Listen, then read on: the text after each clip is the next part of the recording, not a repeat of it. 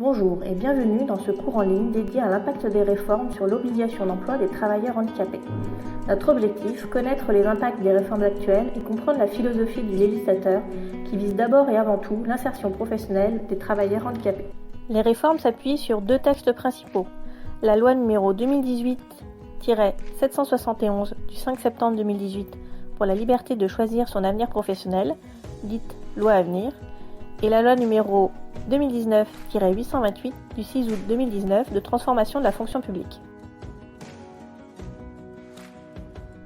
Les nouvelles dispositions prévues par ces lois sont en vigueur depuis le 1er janvier 2020 et les décrets paraissent au fil de l'eau.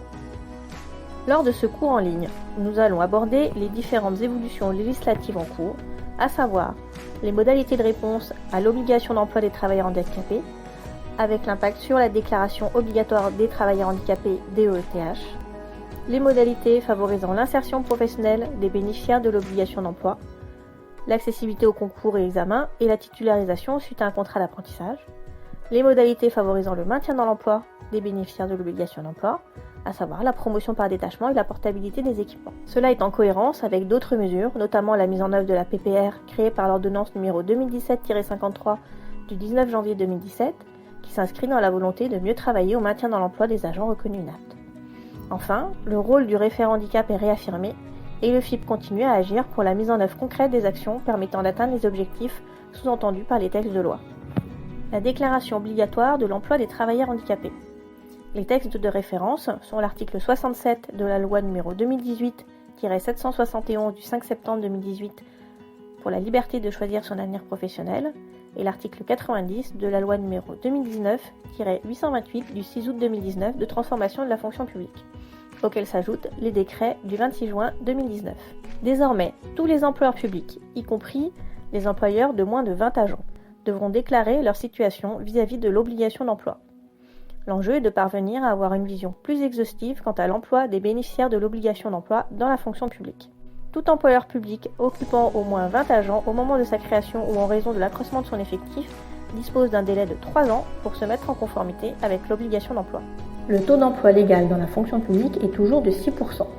Néanmoins, la loi Avenir introduit la possibilité de réviser ce taux tous les 5 ans après sollicitation et avis du Conseil national consultatif des personnes handicapées, CNCPH. Le taux ne pourra jamais être inférieur à 6% et ne pourra donc qu'augmenter. L'idée derrière cette disposition est de pouvoir aligner l'obligation d'emploi en tenant compte de l'évolution de la proportion de personnes en situation de handicap dans la société, évaluée aujourd'hui à presque 7%. Par ailleurs, dans une logique d'alignement des obligations entre le secteur privé et le secteur public, les seuils déterminant le coefficient multiplicateur dans le cadre de la contribution évoluent pour la fonction publique. Désormais, il est de 400 pour les employeurs publics employant jusqu'à 249 agents, contre 199 jusqu'à présent. Les modalités de déclaration. Le principe fondamental est de viser la simplification de la DEETH et de disposer d'une vision plus dynamique de l'emploi des personnes en situation de handicap. Comme pour le secteur privé, la DEETH a vocation à être intégrée à la déclaration sociale nominative DSN. À compter de 2021, tous les employeurs publics devront établir cette DSN. Les employeurs déclareront ainsi chaque mois leurs bénéficiaires de l'obligation dans le cadre de cette DSN. Les employeurs publics déposent auprès du comptable public compétent leur déclaration chaque année, accompagnée du paiement de la contribution si leur taux d'emploi est inférieur à 6%. Si l'employeur ne déclare pas ou ne régularise pas sa situation, il est considéré comme ne satisfaisant pas à l'obligation d'emploi, et le montant de sa contribution sera calculé comme s'il avait un taux d'emploi égal à 0. Les contrôles des DEETH seront effectués par le FIPHFP. Désormais, les agents BOE de 50 ans ou plus pourront être valorisés dans le cadre de la déclaration à hauteur de 1,5 unité. Attention, cette valorisation n'intervient qu'une seule fois, soit l'année de leur recrutement pour ceux ayant 50 ans ou plus au moment de ce recrutement, soit l'année où ils acquièrent la qualité de bénéficiaire de l'obligation d'emploi postérieurement à leur 50e anniversaire. En cohérence avec la volonté de favoriser l'emploi direct des bénéficiaires de l'obligation d'emploi, désormais les dépenses déductibles n'auront plus d'impact sur le taux d'emploi déclaré par les employeurs. Ces dépenses pourront toujours être valorisées, mais uniquement en ce qu'elles pourront diminuer d'un certain montant la contribution éventuelle. Ainsi, peuvent être déduites du montant de la contribution les dépenses afférentes aux contrats passés avec des entreprises adaptées, des ESAT ou des travailleurs indépendants handicapés, les dépenses directement supportées par l'employeur destinées à favoriser l'accueil, l'insertion ou le maintien dans l'emploi des travailleurs handicapés, et les dépenses consacrées à la rémunération des personnels affectés à des missions d'accompagnement des élèves ou étudiants au sein des établissements d'enseignement. Les réformes précisent que désormais dans la fonction publique, les dépenses effectuées auprès des entreprises adaptées, des ESAT ou des travailleurs indépendants handicapés pourront être valorisées uniquement en prenant en compte le coût de la main-d'œuvre. De plus, ces dépenses ne pourront être valorisées qu'à hauteur de 30% maximum de ce coût de la main-d'œuvre.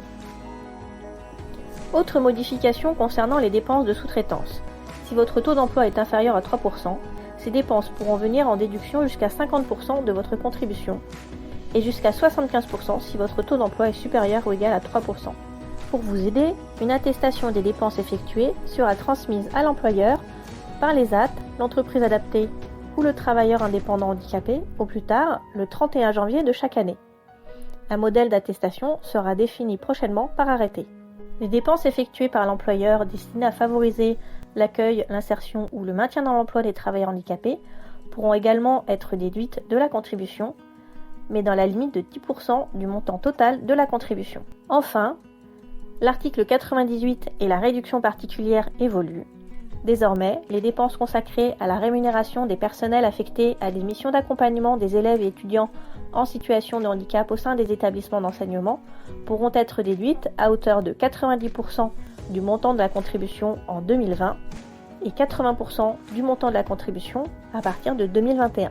Les dispositions favorisant l'insertion des bénéficiaires de l'obligation d'emploi dans la fonction publique. L'accessibilité aux concours, procédures de recrutement et examens, article 92 de la loi de transformation de la fonction publique. Des dérogations aux règles normales de déroulement des concours, des procédures de recrutement et des examens sont prévues afin d'adapter la durée et le fractionnement des épreuves à la situation des candidats en situation de handicap, de leur apporter les aides humaines et techniques nécessaires précisées par eux préalablement au déroulement des épreuves. Des temps de repos suffisants sont accordés à ces candidats entre deux épreuves successives, de manière à leur permettre de composer dans des conditions compatibles avec leur situation. Les conditions d'application de ces dérogations sont fixées par décret en Conseil d'État.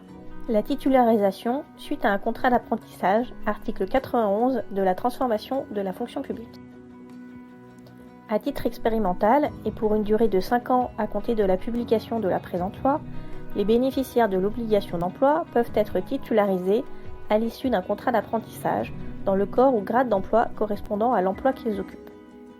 Cette titularisation est conditionnée à la vérification de l'aptitude professionnelle de l'agent. Une commission de titularisation se prononce au vu du parcours professionnel de l'apprenti et après un entretien avec celui-ci. Un décret en Conseil d'État définit les modalités de cette expérimentation. Il précise les conditions minimales de diplôme exigées et les conditions du renouvellement éventuel du contrat d'apprentissage. La création de cette expérimentation est présentée au Parlement 1 an avant son terme. Les dispositifs favorisant le maintien dans l'emploi des bénéficiaires de l'obligation d'emploi dans la fonction publique. La promotion par détachement, article 93 de la loi de transformation de la fonction publique. Les employeurs doivent permettre aux travailleurs handicapés de développer un parcours professionnel, d'accéder à des fonctions de niveau supérieur ainsi que de bénéficier d'une formation adaptée à leurs besoins tout au long de leur vie professionnelle. À compter du 1er janvier 2020 et jusqu'au 31 décembre 2025, les fonctionnaires en situation de handicap relevant de l'une des catégories de bénéficiaires de l'obligation d'emploi peuvent accéder à un corps ou grade d'emploi de niveau supérieur ou de catégorie supérieure par la voie du détachement, sous réserve d'avoir accompli préalablement une certaine durée de service public. Au terme d'une durée minimale de détachement, qui peut le cas échéant être renouvelée, ils peuvent être intégrés dans ce corps ou ce cadre d'emploi. Le détachement et le cas échéant l'intégration sont prononcés après appréciation par une commission de l'aptitude professionnelle des fonctionnaires à exercer les missions du corps ou du cadre d'emploi. Le décret numéro 2020-569 du 13 mai 2020 fixe les conditions d'application, comme notamment la durée de service public exigée des candidats au détachement ou la composition de la commission chargée d'apprécier l'aptitude professionnelle du fonctionnaire. La période de préparation au reclassement, la PPR. Les textes de référence de la période de préparation au reclassement sont l'ordonnance numéro 2017-53 du 19 janvier 2017, le décret numéro 2018-502 du 20 juin 2018 instituant une PPR au profit des fonctionnaires de l'État reconnus inaptes à l'exercice de leurs fonctions, le décret numéro 2019-172 du 5 mars 2019 instituant une PPR au profit des fonctionnaires territoriaux reconnus inaptes à l'exercice de leurs fonctions, et le décret numéro 2021-612 du 18 mai 2021 instituant une PPR au profit des fonctionnaires hospitaliers reconnus inaptes à l'exercice de leurs fonctions. Les fonctionnaires à temps complet et à temps non complet reconnus inaptes aux fonctions de leur grade de manière temporaire ou définitive, mais qui sont aptes à exercer d'autres activités, peuvent bénéficier de la période de préparation au reclassement. Par conséquent, les fonctionnaires reconnus inaptes à leurs fonctions uniquement ou reconnus inaptes à toute fonction ne pourront pas bénéficier de la PPR. De plus, aucune disposition ne prévoit l'application de la PPR aux agents contractuels. D'une manière générale, la PPR bénéficie à tout fonctionnaire titulaire reconnu inapte à l'exercice des fonctions correspondant aux emplois de son grade. Il s'agit d'une inaptitude définitive et il revient au comité médical d'apprécier le niveau de l'inaptitude. Elle n'est pas ouverte aux agents temporairement inaptes aux emplois de leur grade. Durant la période de préparation au reclassement, l'agent peut suivre des formations, être en période d'observation ou être mis en situation sur un ou plusieurs postes, que ce soit au sein de son établissement d'origine, dans un autre établissement ou chez un autre employeur. Pendant la PPR, l'agent demeure en position d'activité dans son corps ou cadre d'emploi d'origine. La PPR prend fin lorsque l'agent est reclassé, et ce au plus tard 12 mois après la date à laquelle elle a débuté. La portabilité des équipements en cas de mobilité professionnelle. L'article 92 de la loi de transformation de la fonction publique prévoit qu'en cas de mobilité professionnelle, l'employeur public est tenu de prendre les mesures appropriées permettant à l'agent en situation de handicap de conserver les équipements contribuant à l'adaptation du poste de travail. Le référent handicap, article 92 de la loi de transformation de la fonction publique. La loi de transformation de la fonction publique a introduit un nouveau droit pour les agents, à savoir celui de pouvoir consulter un référent handicap.